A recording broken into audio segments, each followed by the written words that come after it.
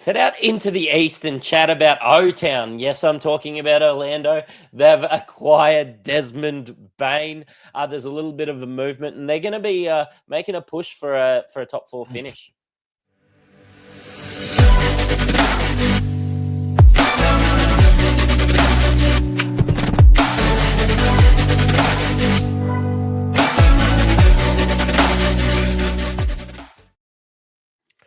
Mate, I'm not talking about Disneyland. I am talking about the stadium that the Orlando Magic play in. Mate, how are you today? Oh, mate, I'm Andy killing it. I am incredibly keen to jump into a team that is becoming more relevant, I think. And they got a lot of guys that are sort of stuck in the midst of no man's land where it gets a bit muggy at, 40s, 50s. It's lovely to pull this apart with you. Yeah. Mate, do you expect them to get better than they went last year? They've acquired Desmond Bane. They are I would say, an up and coming team. But after you've been an up and coming team, there starts to become some expectations. Yeah, I think they have to get better. A lot of that comes down to the fact the East is now worse, which I think is something you got to put into the measurement here.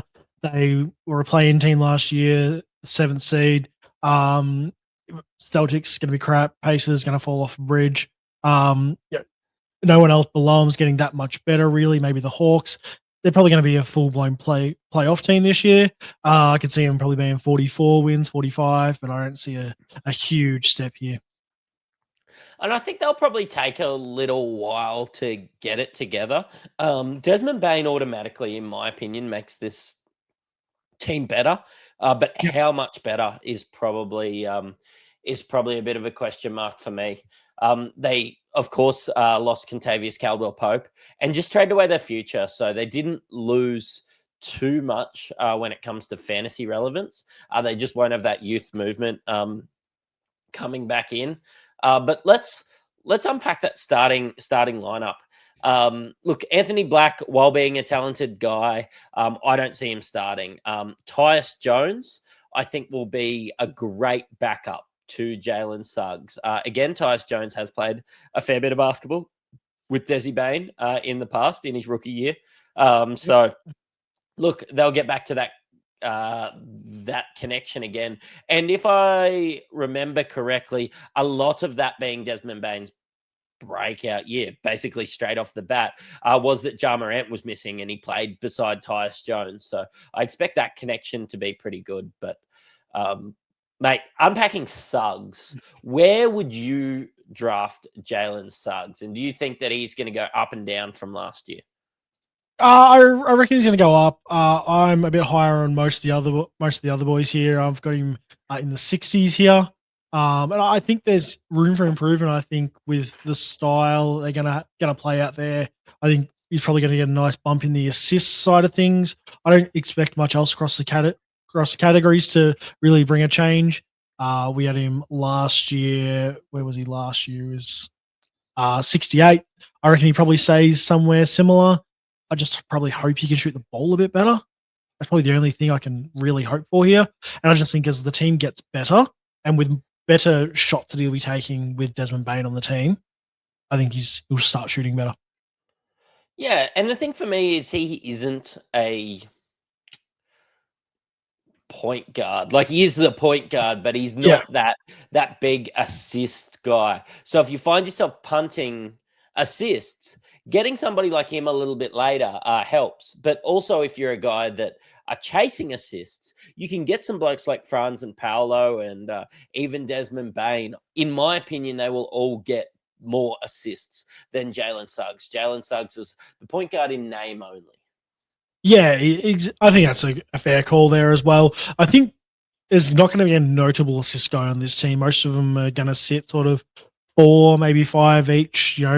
No one's going to be sitting out there, rocking 8 assists or anything on this team. It's just not the way they run or play. I think if you are getting Suggs, though, you're going to get a great defensive guy here.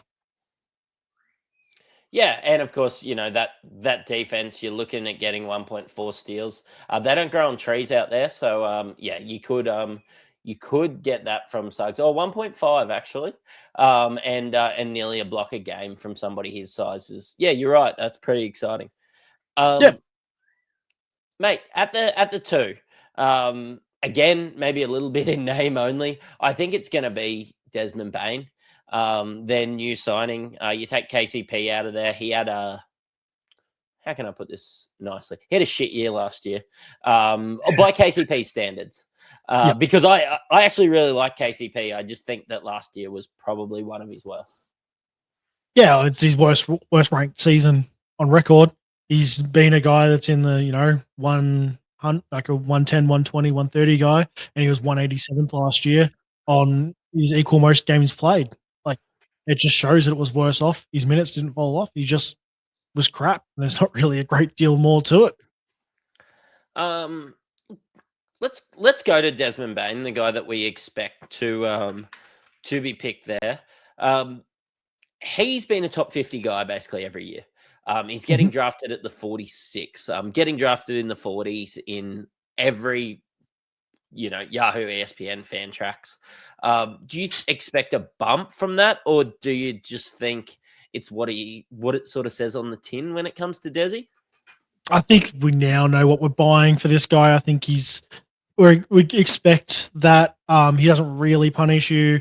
He gets up his threes. He gets his points. He gets his free throw percentage. I think he's a nice guy to have. I'm a big fan of him. Yeah, I've got a Desmond Bane jersey, so I'm shattered.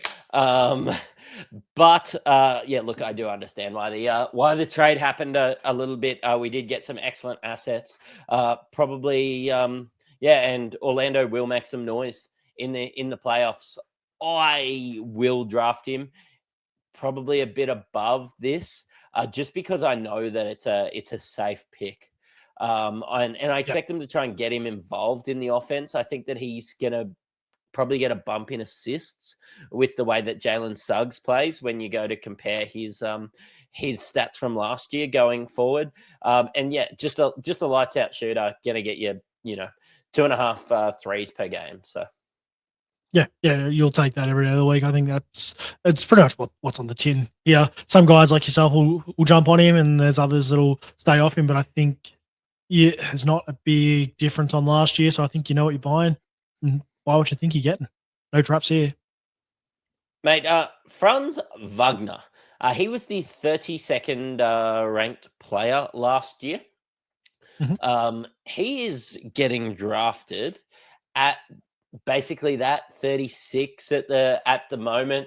He's having an unbelievable EuroLeague as we speak. Eurobasket, sorry, as we speak, and just a bit of a Swiss Army knife. Does a little bit of everything. He doesn't hurt you too much in any category, which isn't the same you can say about their power forward getting drafted in similar territory. So for me, I prefer Franz Wagner. Honestly, probably to Paolo and Desmond Bane. Yeah, I can see the world there. It's not as pretty of a name. I think it just he does the numbers, and if you're a numbers guy that purely looks at that, then Franz does tick far more boxes here for you. I think coming out of rounds 1, 2, and as you go through 3 and 4, if you've got punt builds going on, Paolo stands out really well for this. But if you're still playing that balanced build, I love Franz as a pick. He doesn't punish you, and it's so good because nothing worse than having to be forced into guys you don't want to based on a punt, picking a punt too early. Which, look, I don't think anyone's going to argue with us on takes with Franz Wagner, but one people will argue with us on, and it's Paolo Banchero. Mate, and this whole conversation comes from when you look at his ADP, 14 on Yahoo, 22 on ESPN, 35 on Fantrax for your 96th ranked player last year. WTF? If anyone thinks that I'm going to take this man anywhere near those numbers, you're dreaming. I'm have him so far out past that. It's outrageous. Fantrax is the closest to what any of us 5 that have built our draft boards say. And anyone playing ESPN or Yahoo can enjoy taking him in the first 2 rounds because I will not be touching that man at all anywhere near there. He just is. It's like Giannis, but worse. It's like Yeah, it's not like Giannis at all. It's like fucking taking D'Angelo Russell with the 22nd yeah. pick. Like, Oh, yeah. like, I get it. There's extreme talent there. He was the rookie of the year. He is a great player, but just hurts you in free throw percentage. Turns over the ball a lot. Yes, he scores more points than Desmond Bane and Franz Wagner, but they're elite free throw shooters. He's honestly quite a poor one. Desmond Bane's going to hit more threes. You start to look at all of these things and add them up, and I just don't understand why you would just take those negatives on board at that point in the draft. Like, yeah, sure, if he's there at, let's say, 50 or 60, I'm cool with it because I can see that upside in his game. But Yep. yeah, not at second No. round. Like you're taking a guy that's going to be the 4-man, and he's got crap field goal percentage, which four guys usually are fine with. They're plus 50% plus there. His turnovers are like the last 2 seasons have been 3 or more. His free throw percentage is in the 70s and low 70s at that. Like there's just so much you're losing here, and you can pick up the points and the rebounds in other guys later on in the draft. Like you're just losing so much across multiple lines here. It just kills you. Yeah, and like, it should be noted that this is a 9-cat league. That's why we're talking about this. This is our whole podcast goes on 9-cat value. And yeah, in a points league, it doesn't matter that he misses a fuck ton of shots. In a classic, normal conventional points league, yeah, he does get 8 rebounds. He will get you that double boost if you play that in points league. He is going to score, in my opinion, probably the most amount of points on this team on a nightly basis. But when it comes to category leagues, you need to know your league settings and know that Paolo Banchero is just a bad pick until you at least hit the 4th round. Honestly, he's probably a bad pick until the 5th round, in my opinion, but you can sway me in the 4th. Yeah, I can see a buy in the 4th for the right build, and I think every guy we talk about in general, it's not that they're always crap. It's just in most builds they're crap. But if you have a one unique build, then I think you could jump on board this guy. But in most cases, you're just gonna want to avoid him. He just isn't gonna tick the boxes that you need. You're just losing so much value across so many categories for this guy. Yeah, look, I agree. To round out our starting 5, I know there's been a lot of chat online. Follow me on Twitter at SE_Matrix. I am following everything that's happening with the NBA at the moment, or basketball in general. I do my Australian basketball podcast, but everybody's talking about the Eurobasket. Yep. And Goga Badartse is having an absolute blinder. But, and like, honestly, his game is so much more friendly to Supercoach and Supercoach to fantasy. And he's just a guy that I do want to pick if he is starting. But in my opinion, it'll be Wendell Carter Jr. Honestly, a super low usage guy that allows Desmond Bane, Franz Wagner, Paolo Banchero to cook. I just can't see a world where they're going to bring in Goga, because when you do have more of these lower usage guys like Jonathan Isaac and De Silva and Tyus Jones and Anthony Blacks, all these guys come off the bench. You need somebody like Goga. And Goga's talented, but Wendell Carter Jr. will just honestly exist on this team. He's a team player. He comes in, he does what he needs to do so that Franz and Paolo and Bane and Suggs can be who they are. You need to have one crap guy. I don't think you could cover any lineup we've done where you look at all 5 starters and go, all 5 of these guys are top 100 guys. It just doesn't exist because somebody on that team just has to be crap. And in this case here, it's Wendell Carter Jr. Yeah, and like, not crap, just his stats are a bit yuck, and he is getting drafted at 145, and it is only because you're getting a starting player in a lineup. And yeah, that deep, fucking sure. But he was the 200th ranked player last year, shooting 9 and 7. And I think there's a bit of a little misconception that he is always injured. He played 68 games last year. So I am not convinced that he's an injury risk or anything like that. I do think in the right matchups, they were playing Wagner a little bit. Of course, Franz's older brother. He's got a bit of character about him too. And we do like Goga, but yeah, outside of that, I just think draw a line through Wendell Carter Jr. Don't draft him. Just pick him up on waivers when you need a rebound streamer. Yeah, pretty much. That's mainly what it's going to be. He's not a big blocks guy either. He does, again, I think, the team thing. And I think when we're talking if he's crap, it's only because he's crap for fantasy purposes. He is great for the Magic and does exactly what the Magic needs. If he wasn't, they wouldn't pay him the money they're paying him, which isn't outrageous money, but they wouldn't pay him. They wouldn't start him. If Goga was a better option from a team, they would start him. But that's one of these lovely discrepancies we get between fantasy value and real team value. And yeah, I think we need to, as fantasy owners, separate that value and understand that just because they present higher fantasy value doesn't mean that the team should be playing the lineup that's the highest fantasy value.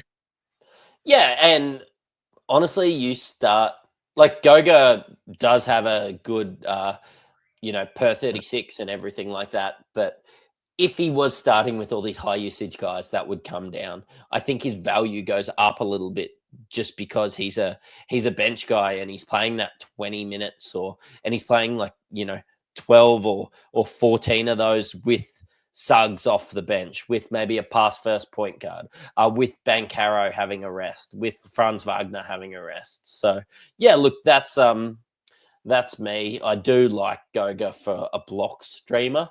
But is there anybody else? Tyus Jones, I'm a huge fan, but I can't see unless they're being honestly, I could see an injury to maybe even Paolo Banchero or Franz Wagner, the small forward and the power forward, and them finding a way for Tyus Jones to start when they need him. But to start the year, I can't pick up Tyus Jones just because I just don't think there's going to be enough minutes there for him. Yeah, and that's the thing. The minutes are going to be the problem for him here. I think there's a lot of guys here who sit on the fringes, but nothing of great value here as well. I think you're going to find some guys that have been sort of stuck in the depths as well there, especially at the point guard behind. They've got Suggs, they've got Anthony Black, they've got Tyus Jones, deeper as well. There is the likes of Jace Richardson there, who's probably more of a 2 rather than the point, but you've got plenty. You're very guard heavy here. So you're going to get some guys stuck in the depths there that might be nice names, but they're just not going to get minutes here. And just be wary of that. No, I'm with you. Upon review, we think Suggs, Bane, Franz are guys that you'll draft and they'll be your starting team. You've got Paolo Banchero and Wendell Carter Jr. there. I don't think at where we rank Paolo Banchero, we will get him in too many drafts. But look, you're here to get an opinion. And look, it's great to think that everybody's going to get a huge bump all the time. But realistically, for everybody to get a bump, somebody has to slide down. And I don't think I can see Paolo Banchero being a second round guy. So I won't be drafting him there. Power to you. If he does, I just see that. Honestly, kind of that third round being the absolute ceiling. And why would you draft at ceiling? It's just a big name that's sitting there. Get somebody a bit safer. I'm going to be taking Franz, Desmond before Paolo. I won't be touching Wendell Carter Jr. I have a couple leagues that I play that go 200 deep. He might be one of my last guys just to get a starting lineup guy because they do start to dry up there a little bit. But I also think that he's probably one of the first guys I would drop if somebody performs that are outside of that top 200 and they're on the waiver wire. In standard leagues, I can't touch Wendell Carter Jr. Goga Badate, Tyus Jones are on a little bit of a watch for me. The second that there's an injury, honestly, if there's an injury anywhere, I'm interested in Tyus Jones. Every time Tyus Jones gets minutes, I think Peyton Pritchard from eBay. I don't want to say Wish or Temu because that's disrespectful. I genuinely think Tyus Jones could get Peyton Pritchard numbers if given the opportunity. And there is a pathway for that. It's just going to mean that somebody's going to have to fall off the perch and get injured. Mate, is there anything else you want to chat about when it comes to the Orlando Magic? No, I think you're pretty well covered there, mate. And yeah, keen to keep ripping through these and get these teams smashed out. So yeah, been great going through the Magic here with you. Guys, like and subscribe. There's the link below to follow us all on our socials. And look, get involved in the Ball Logic community. Something that we have done quite well. We've been doing a lot of different sports. Something that I think we've done well at Insight Fantasy Sports is create that community. So, you know, getting in our WhatsApps, getting in our Patreons, getting to chat to us about NBA is something that that I'm excited to do with you all. So so pop into the links, follow us on socials, and yep, have a good night. See you guys. Cheerio.